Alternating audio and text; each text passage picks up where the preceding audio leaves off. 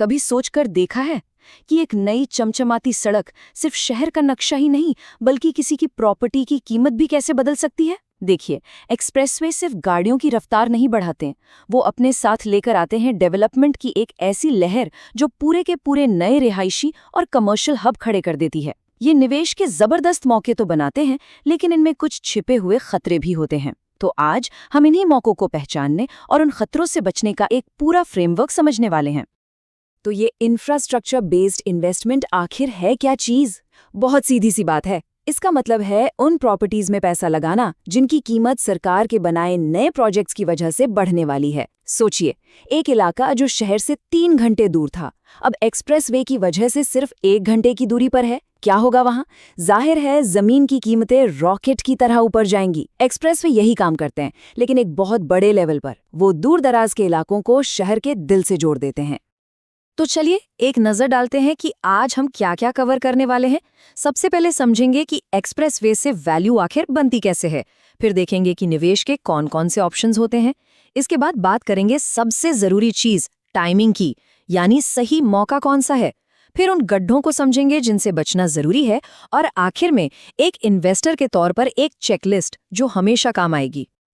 ठीक है, तो चलिए अब इसमें जरा गहराई से उतरते हैं।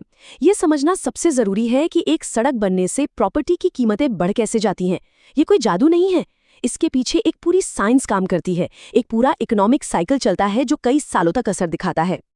ये पांचों असर एक दूसरे से डोमिनो इफेक्ट की तरह जुड़े हैं। देखिए, सबसे पहले आने जाने का टाइम बचता है, तो लोग शहर से थोड़ा और दूर रहने में नहीं हिचकिचाते। इससे क्या होता है, शहर के बाहर की जमीन अचानक कीमती हो जाती है। फिर अच्छी कनेक्टिविटी देखकर कंपनियां वहां अपने ऑफिस, अपने वेयरहाउस खोलती हैं, मतलब नौकरियां आती हैं। नौकरियों के साथ लोग आते हैं और लोगों के लिए स्कूल, बाजार, अस्पताल बनने लगते हैं।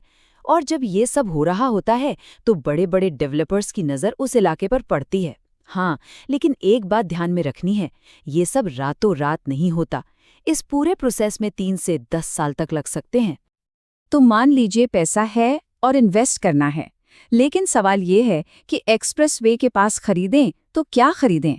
चलिए इन ऑप्शंस को देखते हैं, क्योंकि हर ऑप्शन के साथ उसके अपने फायदे और नुकसान जुड़े हुए हैं।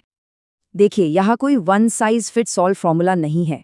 सब कुछ इस पर डिपेंड करता है कि कोई कितना रिस्क ले सकता है। अगर कोई हाई रिस्क हाई रिटर्न वाला खिलाड़ी है तो प्लॉट सबसे ज़्यादा रिटर्न दे सकते हैं, पर उनमें रिस्क भी सबसे ज़्यादा है। और अगर थोड़ा सेफ खेलना है, रेगुलर इनकम चाहिए, तो बना बनाया अपार्टमेंट किराए के लिए एक अच्छा ऑप्शन हो सकता है। असली खेल यही है कि अपनी प्रोफाइल के हिसाब से सही एसेट चुना जाए। अब आते हैं सबसे ज़रूरी चीज़ पर, टाइमिंग। रियल एस्टेट में क्या खरीदना है, इससे ज़्यादा ज़रूरी है कि कब खरीदना है। सही टाइम पर एंट्री लेना ही गेम चेंजर है। इससे ना एक ट्रेन जर्नी की तरह समझिए। पहला फेज है जब ट्रेन स्टेशन पर खड़ी है, सिर्फ अनाउंसमेंट हुई है, यहाँ चढ़ना सबसे ज़्यादा रिस्की है। दूसरा फेज है जब ट्रेन चल पड़ी है, यानी कंस्ट्रक्शन शुरू हो गया है, यहाँ भरोसा बढ़ता है, कीमतें चढ़ना शुरू होती हैं। यही वो स्वीट स्पॉट है जहाँ रिस्क और रिवॉर्ड का बैलेंस सबसे अच्छा होता है। और तीसरा फेज है जब ट्रेन मंजिल पर पहुंचने वाली है, यानी एक्सप्रेसवे लगभग तैयार है। यहाँ रिस्क कम है, पर सबसे बड़े मुनाफे का मौका भी हाथ से निकल चुका है। ज्यादातर समझदार इन्वेस्टर्स इसी चलती हुई ट्रेन में सवार होते हैं। लेकिन रुकिए, अगर इतना आसान होता तो हर कोई कर लेता, है ना? हर चमकती चीज सोना नहीं होती। मौकों की बात तो बहुत हो गई, अब बात करते हैं उन खतरों की, उन रेड फ्लैग्स की, जिन पर नजर रखनी है। एक बात गांठ बांध लीजिए, सिर्फ एक नया एक्सप्रेसवे बन जाने का मतलब ये बिल्कुल नहीं है कि हर इन्वेस्टमेंट सफल ही होगा। इसके साथ कुछ ऐसे रिस्क्स हैं जो मुफ्त में आते हैं, और उन्हें नजरअंदाज करना मतलब अपने ही पैर पर कुल्हाड़ी मारना। देखिए, सरकारी प्रोजेक्ट्स और डिले का तो जानते ही हैं, चोली दामन का साथ है, जिससे पैसा लंबे समय तक फंस सकता है। फिर होता है ओवर सप्लाई का झोन। डेवलपर्स इतने प्रोजेक्ट लॉन्च कर देते हैं कि खरीदार कम पड़ जाते हैं और कीमतें गिरने लगती हैं। और हाइप की वजह से कीमतें इतनी बढ़ जाती हैं कि एक बबल बन जाता है।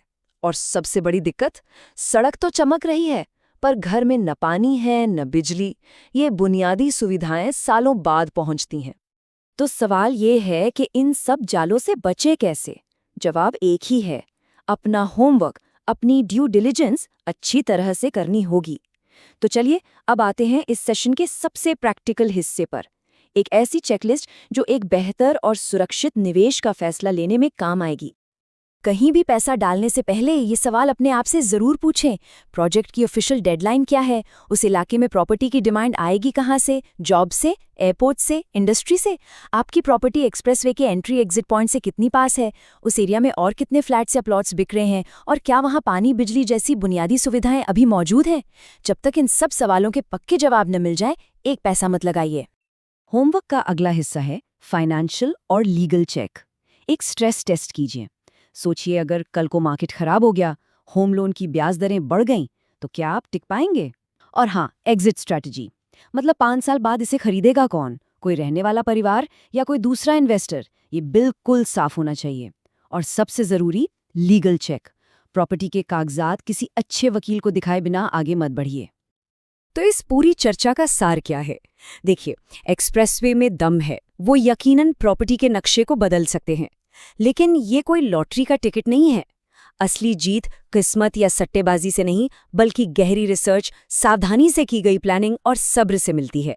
मकसद होना चाहिए कनेक्टिविटी को एक जुआ नहीं, बल्कि एक सोचा समझा मौका बना।